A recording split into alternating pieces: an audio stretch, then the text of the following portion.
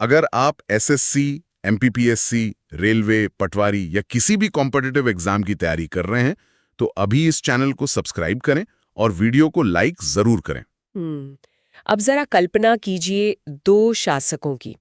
एक वो शासक जो लाल रंग के कपड़े पहनकर सीधे सड़क पर उतर आती है, मतलब न्याय के लिए आम जनता के सामने हाथ फैलाती है। और दूसरा वो जो अपने दरबार में इतनी खामोशी और इतना खौफ कायम कर देता है कि उसके खिलाफ बोलने वालों का खून सरेआम सड़कों पर बहा दिया जाता है। बिल्कुल।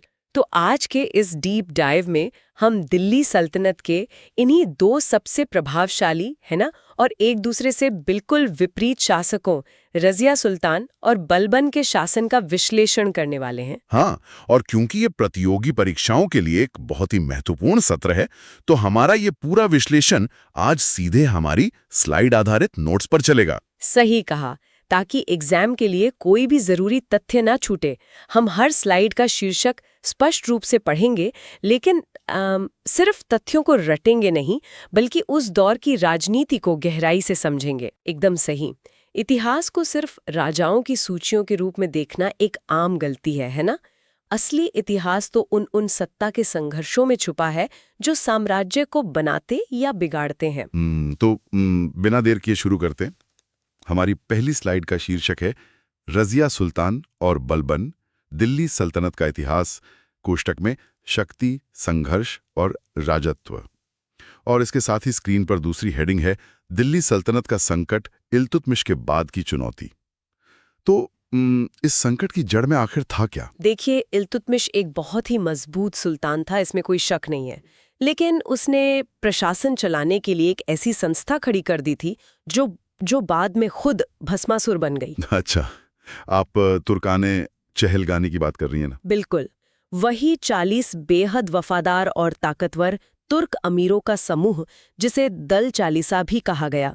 जब तक इल्तुतमिश जिंदा था, ये 40 अमीर उसके पूरी तरह नियंत्रण में थे। मतलब वो उनके बॉस थे। हाँ, लेकिन जैसे ही इल्तुतमिश की आंखें बंद हुईं, इन अमीरों को सत्ता का चस्का लग गया। उसके बाद जो भी गद्दी पर बैठा, वो सुल्तान कम और मतलब इन 40 अमीरों के हाथों की कठपुतली ज्यादा था। अगर मैं इसे आज के कॉरपोरेट जगत के नजरिए से समझने की कोशिश करूं, तो क्या ये 40 अमीर किसी बहुत बड़ी मल्टीनेशनल कंपनी के उस बोर्ड ऑफ डायरेक्टर्स की तरह काम कर रहे थे? हाँ, एकदम सटीक उदाहरण है ना?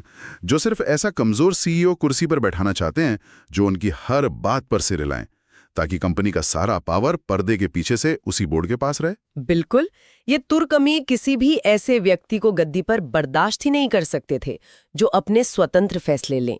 उन्हें बस एक आज्ञाकारी शासक चाहिए था। और यहीं से उस बोर्ड ऑफ डायरेक्टर्स और सुल्तान के पद के बीच मतलब सीधी टक्कर शुरू होती है। हमारी अगली स्लाइड की हेडिंग है रजिया सुल्तान, 1236 से 1240, सत्ता का मार्ग। और यहाँ परीक्षा के लिए एक बहुत बड़ा पॉइंट है जिसे नोट किया जाना चाहिए। हाँ, वो 1231 वाला ग्वालियर अभियान है ना? बिल्कुल। 1231 में जब इल्तुतमिश ग्वालियर अभियान से लौटा, तो उसने देखा कि उसके बेटे तो शासन चलाने लायक है ही नहीं। इसलिए उसने अपनी बेटी रजिया को अपना उत्तराधिकारी चुन लिया। लेकिन मुझे यहाँ एक बात समझ नहीं आती। अगर सुल्तान ने खुद वसीयत और फरमान जारी कर दिया था, तो उन 40 अमीरों ने रुकनुद्दीन फिरोज को सुल्तान कैसे बना दिया? मतलब सुल्तान के आदेश की कोई अहमियत नहीं थी क्या? सुल्तान का आदेश तभी तक अहमियत रखता था जब तक उसे लागू करने वाली जो ताकतें हैं वो सहमत हों। उन कट्टरपंथी तुर्क अमीरों का अहंकार, मतलब वो एक महिला के अधीन काम करने को तैयार ही नहीं थे। ओह, तो उन्होंने सीधे इल्तुतमिश की वसीयत को ही दरकिनार कर दिया। हाँ, और रुकनुद्दीन फिरोज जैसे अयोग्य और विलासी व्यक्ति को गद्दी पर बिठा दिया। उनका सोचना था कि रुकनुद्दीन शराब में डूबा रहेगा और सत्ता की चाबी पूरी तरह से दल चालीसा की जेब में रहेगी। लेकिन उन्होंने रजिया को बहुत कम आंका था। रजिया ने वो रास्ता चुना जो मध्यकालीन इतिहास में शायद किसी ने सोचा भी नहीं था। बिल्कुल, उसने अमीरों से मिन्नतें नहीं की। हाँ, उसने सीधे जनता का दरवाजा खटखटाया। जुमे की नमाज का दिन था और रजिया लाल वस्त्र पहनकर सीधे दिल्ली की आवाम के सामने जा खड़ी हुई। और लाल वस्त्र उस दौर में न्याय मांगने का प्रतीक हुआ करते थे। और रजिया की ये भावुक अपील काम भी कर गई। जनता ने रुकनुद्दीन के कुशासन से तंग आकर सीधे विद्रोह कर दिया। क्या बात है। हाँ, 1236 में दिल्ली की आम जनता के समर्थन से रजिया ने गद्दी हासिल कर ली। दिल्ली सल्तनत के इतिहास में ये अपने आप में एक अभूतपूर्व घटना थी। मतलब किसी सुल्तान को सेना या अमीरों ने नहीं बल्कि सीधे आम जनता ने चुना था, और इस तरह वो पहली और अंतिम मुस्लिम महिला शासिका बनी। बिल्कुल, और जनता का ये समर्थन रजिया के काम करने के तरीके में भी साफ झलकता है। हाँ, जो मैं हमारी अगली स्लाइड पर ले जाता है। हेडिंग है न्याय की घंटी, जनता की सुल्तान। तो जिसे जनता ने चुना हो उसका राजदरबार कैसा दिखता था? रजिया ने इल्तुतमिश के समय की एक बेहद खास न्याय व्यवस्था को फिर से जिंदा किया। वो संगमरमर के शेर और न्याय की घंटी वाली व्यवस्था। अच्छा, वो जिसके गले में घंटियां बंधी होती थी। हाँ, महल के बाहर वो शेर बने थे। कोई भी फरियादी आकर इन्हें बजाकर सीधे सुल्तान से न्याय मांग सकता था। रजिया ने इसे इतनी गंभीरता से लिया कि अमीरों की जो बिचौलियां भूमिका थी उसे ही खत्म कर दिया। ये तो अमीरों को और भी चुभा होगा। बिल्कुल, और यहीं पर इतिहासकार मिन्हाज उस सिराज का वो मशहूर कथन आता है जो एग्जाम में अक्सर पूछा जाता है। उन्होंने लिखा था, उसमें एक शासक के सभी गुण थे, मगर स्त्री होना सभी गुणों पर भारी पड़ा। ये कथन एक बहुत गहरी विडंबना को दर्शाता है। एक और इतिहासकार हैं निजामी। उनका भी मानना था कि इल्तुतमिश के सभी उत्तराधिकारियों में रजिया सर्वश्रेष्ठ थी। इतिहासकार भी मानते हैं कि काबिलियत में कोई कमी नहीं थी। हाँ, बस समाज की वो पितृसत्तात्मक सोच आड़े आ रही थी, और रजिया ने उस सोच को सीधी चुनौती दी। उसने किसी भी ऐसे प्रतीक को अपनाने से इनकार कर दिया जो उसे कमजोर दिखाए। और यही बात हमारी अगली स्लाइड का विषय है, जिसकी हेडिंग है रजिया के क्रांतिकारी कदम और उपाधियां। परीक्षा की दृष्टि से यहाँ कई महत्वपूर्ण तथ्य हैं जिन्हें ध्यान में रखना चाहिए। बिल्कुल, रजिया ने सिर्फ गद्दी ही नहीं संभाली, बल्कि अपना पूरा पहनावा बदल दिया। उसने पर्दा प्रथा त्याग दी। हाँ, और खुले दरबार में वो पुरुषों की तरह कुला टोपी और कुबा यानी कोट पहन कर आने लगी। इतना ही नहीं, उसने सिक्कों पर से भी अपना महिला होना एक तरह से हटा दिया। एग्जाम के लिए ये नोट कर लें कि उसने खुद को उम्दतुल निस्वा की उपाधि दी। उम्दतुल निस्वा। हाँ, और अपने नाम के रजत यानी चांदी के सिक्के भी चलवाए। रजिया बस ये स्थापित करना चाहती थी कि गद्दी पर बैठा इंसान सिर्फ एक सुल्तान है, उसका कोई जेंडर नहीं होता। लेकिन सत्ता के इस खतरनाक खेल में जो जितना बड़ा बदलाव लाता है उसके दुश्मन भी उतने ही ताकतवर होते जाते हैं। हमारी अगली स्लाइड की हेडिंग इसी बारे में है, षड्यंत्र और पतन, ब्रैकेट में 1240। रजिया का शासन सिर्फ 4 साल ही चल पाया। तो क्या इसके पीछे सिर्फ उसका महिला होना एक कारण था, या बात कुछ और भी थी? देखिए, महिला होना तो एक बड़ा कारण था ही, लेकिन ताबूत में आखिरी कील उसकी समावेशी नीतियां साबित हुईं। समावेशी नीतियां? रजिया एक बहुत ही कुशल रणनीतिकार थी। वो समझ गई थी कि जब तक प्रशासन में इन तुर्क अमीरों का एकाधिकार रहेगा वो सुरक्षित नहीं है। इसलिए उसने गैर तुर्कों को ऊंचे पदों पर बैठाना शुरू कर दिया। इसका सबसे बड़ा और विवादित उदाहरण था जलालुद्दीन याकूत। जलालुद्दीन याकूत, जो एक अबीसीनियाई इथियोपियाई मूल का गैर तुर्क था। रजिया ने उसे अमीर आखुर बना दिया था। लेकिन ये अमीर आखुर का पद इतना अहम क्यों था कि इससे भयंकर विद्रोह भड़क गया? क्योंकि अमीर आखुर का मतलब होता है अश्वशाला का प्रधान, और उस जमाने में सेना की सबसे बड़ी और ताकतवर टुकड़ी घुड़सवारों की ही होती थी। तो एक तरह से याकूत को घुड़सवार सेना का सर्वोच्च कमांडर बना दिया गया। बिल्कुल। अब सोचिए, जो तुर्क अमीर खुद को नस्लीय रूप से सबसे श्रेष्ठ मानते थे, उन्हें एक गैर तुर्क इथियोपियाई व्यक्ति के आदेश मानने पड़ रहे थे। उनका अहंकार पूरी तरह से कुचला गया था। और इस अपमान का नतीजा ये हुआ कि जगह जगह विद्रोह भड़कने लगे। सबसे बड़ा विद्रोह भटिंडा के इक्तदार अल्तुनिया ने किया। हाँ, रजिया इस विद्रोह को कुचलने गई थी तो वहां याकूत मारा गया और रजिया को बंदी बना लिया गया। लेकिन रजिया ने हार नहीं मानी। उसने कूटनीति का सहारा लिया और अल्तुनिया से ही निकाह कर लिया ताकि मिलकर दिल्ली वापस ले सके। लेकिन किस्मत को कुछ और ही मंजूर था। 13 अक्टूबर 1240 को कैथल, जो आज हरियाणा में है, वहां कुछ डाकुओं ने उनकी हत्या कर दी।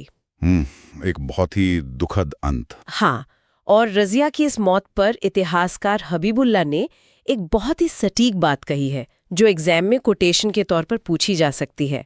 उन्होंने कहा था, रजिया का पतन तुर्क अमीरों की विजय थी। मतलब वे 40 अमीर जो अपनी सत्ता छिन जाने से बौखलाए हुए थे, आखिरकार जीत गए। और इस जीत के बाद जो हुआ वो दिल्ली सल्तनत के लिए एक अंधकारमय दौर था। बिल्कुल। हमारी अगली स्लाइड है कठपुतली सुल्तानों का युग 1240 से 1246, और इसी में दूसरी हेडिंग है नासिरुद्दीन महमूद 1246 से 1265, सादा जीवन, बलबन का उदय। रजिया के हटते ही बहराम शाह और मसूद शाह जैसे सुल्तान आए। लेकिन ये असली सुल्तान नहीं थे, ये तो सिर्फ रबर स्टैंप थे। दल चालीसा ने अपनी ताकत को कानूनी रूप देने के लिए एक नया पद ही इजाद कर दिया था, नायाबे मुमलकात। नायाबे मुमलकात, हाँ, ये पद वजीर से भी ज्यादा ताकतवर था। गद्दी पर सुल्तान बैठता था, लेकिन राज असल में नायब चलाता था। और इसी दौर में नसीरुद्दीन महमूद गद्दी पर बैठा, जिसे इतिहास में आदर्श सुल्तान कहा जाता है। लेकिन इसकी कहानी बहुत अजीब लगती है। इतिहास कहता है कि वो कुरान की नकल बनाकर और टोपियां सिलकर अपना गुजारा करता था। मतलब एक सुल्तान जिसके अधीन इतना बड़ा साम्राज्य हो, वो टोपियां क्यों सिल रहा था? क्या ये कोई आध्यात्मिक दिखावा था या कोई मजबूरी? ये दरअसल एक बेहद सोची समझी सर्वाइवल टैक्टिक थी, बचने की रणनीति। महमूद ने रजिया का हश्र देखा था। उसे पता था कि अगर उसने सत्ता में जरा भी दिलचस्पी दिखाई तो ये अमीर उसे भी मार डालेंगे। ओह, तो उसने खुद को राजनीति से ही अलग कर लिया। एकदम। वो बस ये जताना चाहता था कि उसे गद्दी का कोई मोह नहीं है, और उसके इसी डर का पूरा फायदा उठाया बलबन ने, जो उस वक्त नायब के पद पर पहुंच चुका था। और बलबन ने इस पद का खूब फायदा उठाया। प्रतियोगी परीक्षाओं के लिए एक तथ्य यह भी है कि प्रसिद्ध ग्रंथ तबकात-ए-नासिरी नसीरुद्दीन महमूद को ही समर्पित है, और मंगोलों को हराने पर महमूद ने बलबन को उलूग खां की उपाधि से नवाजा था। बिल्कुल। उलूग खां की उपाधि मिलते ही बलबन ने सत्ता पर अपनी पकड़ इतनी मजबूत कर ली कि 1265 में महमूद की मृत्यु के बाद वो खुद सुल्तान बन गया। और यहां से दिल्ली सल्तनत की कहानी पूरी तरह पलट जाती है। स्क्रीन पर हमारी अगली स्लाइड का शीर्षक है गयासुद्दीन बलबन, 1265 से 1287, गुलाम से सुल्तान तक। बलबन का इतिहास बहुत ही विरोधाभासी है। हाँ, उसका मूल नाम बाहुद्दीन था, और वो इल्तुतमिश का खरीदा हुआ एक गुलाम था। सही कहा। शुरुआत में वो इल्तुतमिश का खासदार यानी निजी सेवक बना, फिर रजिया के समय उसे अमीर शिकार बनाया गया, और ऐसे ही एक एक सीढ़ी चढ़ते हुए 1265 में वो बलबनी वंश का संस्थापक बन गया। बलबन का ये सफर जितना प्रेरणादायक लग सकता है ना, सुल्तान बनने के बाद उसकी नीतियां उतनी ही खौफनाक थीं। याद रखिए, बलबन खुद उसी दल चालीसा का एक अहम सदस्य रह चुका था। हाँ, उसने अंदर से सब देखा था। बिल्कुल, उसने करीब से देखा था कि अमीर किस तरह सुल्तानों की हत्याएं रचते हैं, और सुल्तान के पद की अब कोई इज्जत नहीं बची है। तो उसका सिर्फ एक ही लक्ष्य था, सुल्तान की गद्दी पर बैठने वाले व्यक्ति को एक इंसान की श्रेणी से निकालकर देवता की श्रेणी में खड़ा कर देना। और इसके लिए उसने जो सिद्धांत गढ़ा वो हमारी अगली स्लाइड में है, बलबन का राजत्व का सिद्धांत यानी किंगशिप थ्योरी। बलबन ने साफ कर दिया कि सुल्तान कोई आम व्यक्ति नहीं हो सकता। उसने खुद को दैवीय राजत्व से जोड़ लिया। एग्जाम के लिए ये उपाधियां बहुत जरूरी हैं। उसने नियामत खुदाई की उपाधि ली, जिसका अर्थ है ईश्वर का प्रतिनिधि। नियामत खुदाई। हाँ, और इसके अलावा उसने जिल-ए-इलाही यानी ईश्वर की छाया की उपाधि भी धारण की।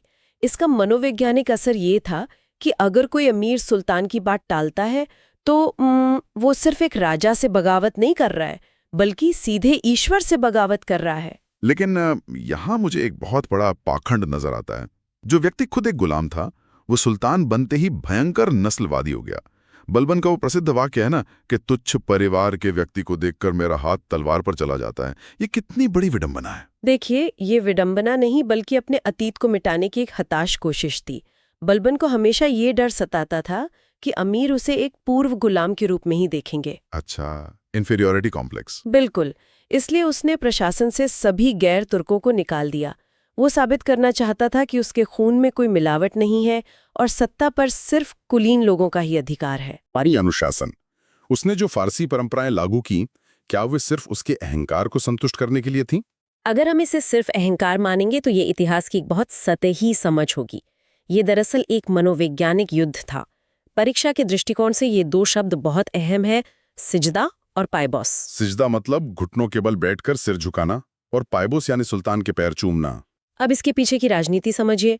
जो अमीर कल तक बलबन के साथ बैठते थे, शराब पीते थे, शतरंज खेलते थे, आज बलबन उन्हें मजबूर कर रहा था कि वे दरबार में आकर उसके पैरों को चूमकर अपनी वफादारी साबित करें। ये उनके आत्मसम्मान को कुचलने का एक बहुत ही सुविचालित तरीका था। एकदम। उसने दरबार में हंसना, शराब पीना पूरी तरह बैन कर दिया। उसने फारसी नववर्ष नौरोज मनाना शुरू किया। और तो और उसने खुद को ईरान के महान अफरास्याब वंश का वंशज घोषित कर दिया, ताकि कोई उसे गुलाम कहने की हिम्मत न करे। और जो ये सब मानने से इनकार करता था, उसके लिए बलबन के पास जो इलाज था वो तो इतिहास के पन्नों को खून से लाल कर देता है। हमारी अगली स्लाइड है रक्त और लौ की नीति, जिसे ब्लड एंड आयरन पॉलिसी कहते हैं, और तुर्कान-ए-चहलगानी का विनाश। हाँ, ये नीति सिर्फ विद्रोह कुचलने के बारे में नहीं थी, बल्कि ये क्रूरता का सार्वजनिक प्रदर्शन था। बलबन का मानना था कि खौफ ही शासन का इकलौता आधार है। वो सिर्फ मारता नहीं था, वो तड़पा तड़पा कर मारता था ताकि देखने वालों की रूह कांप जाए। इसके उदाहरण सच में रोंगटे खड़े करने वाले हैं। मेवात के डाकुओं का उसने इस कदर सफाया किया कि इलाके के इलाके शमशान बन गए। बदायूं के इक्तादार मलिक बकबक को सिर्फ इसलिए जनता के बीच कोड़े मार मार कर मार डाला गया क्योंकि उसने एक सेवक को पीट दिया था। बिल्कुल। अवध के शासक हैबत खान को 500 कोड़े लगवाए गए। और जब बंगाल में तुगरिल खान ने विद्रोह किया तो बलबन खुद सेना लेकर गया। विद्रोह कुचलने के बाद उसने मीलों तक लकड़ी के तख्ते लगवाए और बागियों को बीच बाजार उन पर कीलों से ठोक दिया। इस बर्बरता का एक बहुत स्पष्ट निशाना था तुर्कान-ए-चहलगानी। बलबन उस दल का सदस्य रह चुका था, इसलिए वो जानता था कि ये 40 अमीर जहरीले सांप हैं। हाँ, अगर सुल्तान को जीवित रहना है तो इन सांपों का सिर कुचलना ही होगा। और इसके लिए उसने अपने सबसे काबिल लोगों को भी नहीं बख्शा। शेर खान नाम का एक बेहद योग्य अफगान सेनापति था जिसने मंगोलों को कई बार हराया था। लेकिन बलबन को लगा कि ये व्यक्ति कल को खतरा बन सकता है, तो उसने शेर खान को ही जहर देके मरवा दिया। उसकी इसी खामोश और खौफनाक कार्यशैली के कारण इतिहासकार जियाउद्दीन बर्नी ने उसे खुफिया कातिल या सीक्रेट किलर की संज्ञा दी है। वो बिना शोर मचाए अपने दुश्मनों को रास्ते से हटा देता था। खुफिया कातिल मतलब ये शब्द उसके पूरे शासनकाल को बहुत अच्छे से परिभाषित करता है। अब हम प्रशासन और सुरक्षा की बात करते हैं। अगली स्लाइड का शीर्षक है सैन्य और प्रशासनिक सुधार, कोष्टक में प्रतियोगी परीक्षा के महत्वपूर्ण तथ्य। तो परीक्षा के नजरिए से ये बहुत जरूरी है कि यहाँ आने वाले नामों को नोट कर लिया जाए। बिल्कुल। अगर बलबन को इतना खौफ कायम करना था तो जाहिर है उसे एक बहुत मजबूत संस्थागत ढांचा चाहिए था। हाँ, बलबन ने समझ लिया था कि दिल्ली सल्तनत को आंतरिक विद्रोहों और बाहरी हमलों दोनों से एक साथ लड़ना है। इसलिए उसने सबसे पहला काम किया सेना को वजीर के आर्थिक नियंत्रण से अलग करना। उसने दीवान-ए-अर्ज नाम से एक स्वतंत्र और नया सैन्य विभाग बनाया। और इस दीवान-ए-अर्ज के प्रमुख को आरिज़-ए-मुमालिक कहा जाता था। परीक्षा में कई बार पूछा गया है कि पहले आरिज़-ए-मुमालिक कौन थे। उनका नाम था इमादुल मुल्क। एकदम सही। और सैन्य सुधार के अलावा उसकी मंगोल नीति भी बहुत स्पष्ट थी। उसने राज्य का विस्तार करने के बजाय सीमाओं की रक्षा पर ध्यान दिया, जिसे हम रक्षात्मक या डिफेंसिव नीति कहते हैं। हाँ, उसने उत्तर पश्चिम की सीमा पर किलों की एक पूरी कतार खड़ी कर दी। लेकिन इस सुरक्षा की कीमत उससे बहुत भारी चुकानी पड़ी। मंगोलों से लड़ते हुए उसका सबसे काबिल और प्रिय पुत्र मोहम्मद मारा गया। इस सदमे ने बलबन को भीतर तक तोड़ दिया था। हालांकि दरबार में वो कभी रोया नहीं। एक और बहुत अहम विभाग था जिसके बिना बलबन का खौफ अधूरा था। वो था उसका जासूसी तंत्र। बलबन के शासन की रीढ़ उसका गुप्तचर विभाग ही था। कल्पना की जा सकती है कि कोई अमीर अपने बेडरूम में बगावत की फुसफुसाहट करता और अगली सुबह बलबन की तलवार उसकी गर्दन पर होती। खौफनाक है। हाँ, इस खुफिया विभाग के प्रमुख को बरीद-ए-मुमालिक कहा जाता था और उसके जासूसों को बरीद कहते थे। ये बरीद साम्राज्य के कोने-कोने में मौजूद थे। इस व्यवस्था ने विद्रोहों को पैदा होने से पहले ही कुचल दिया। वाकई बलबन ने सत्ता का ऐसा लौह पिंजर तैयार किया था जिसे भेदना नामुमकिन था। अब हम आज के इस डीप डाइव के आखिरी पड़ाव पर हैं।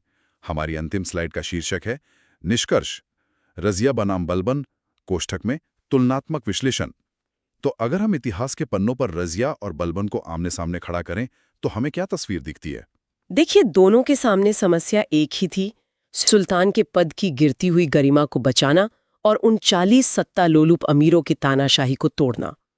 लेकिन इन दोनों शासकों के तरीके उत्तर और दक्षिण ध्रुव की तरह विपरीत थे। बिल्कुल। रज़िया ने एक समावेशी नीति चुनी। उसने गैर तुर्कों को ऊंचे पद दिए, कूटनीति से काम लिया और सबसे बढ़कर उसने बंद कमरों में राजनीति करने के बजाय सड़कों पर उतरकर आम जनता का प्यार और समर्थन मांगा। लेकिन वहीं बलबन ने नस्लवाद की दीवारें खड़ी कर दी। उसने खुद को जिल्ले इलाही बताकर जनता और सुल्तान के बीच एक अप्राप्य दूरी बना दी।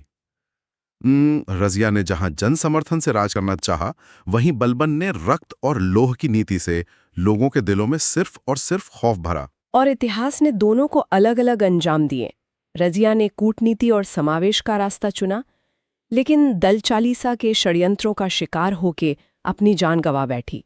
दूसरी ओर बलबन ने उसी दल चालीसा को ऐसी क्रूरता से कुचला कि उसका नामो निशान ही मिटा दिया। ये तुलना सिर्फ दो शासकों की नहीं, बल्कि सत्ता चलाने की दो पूरी तरह से अलग विचारधाराओं की है। इसी बिंदु पर मैं एक विचार छोड़ना चाहूंगी। अगर हम सोचें क्या होता अगर रज़िया सुल्तान के पास बलबन जैसी एक मजबूत, खूंखार और सटीक बरीद यानी गुप्तचर व्यवस्था होती। दिलचस्प सवाल है। क्या तब भी अमीर उसे धोखा दे पाते?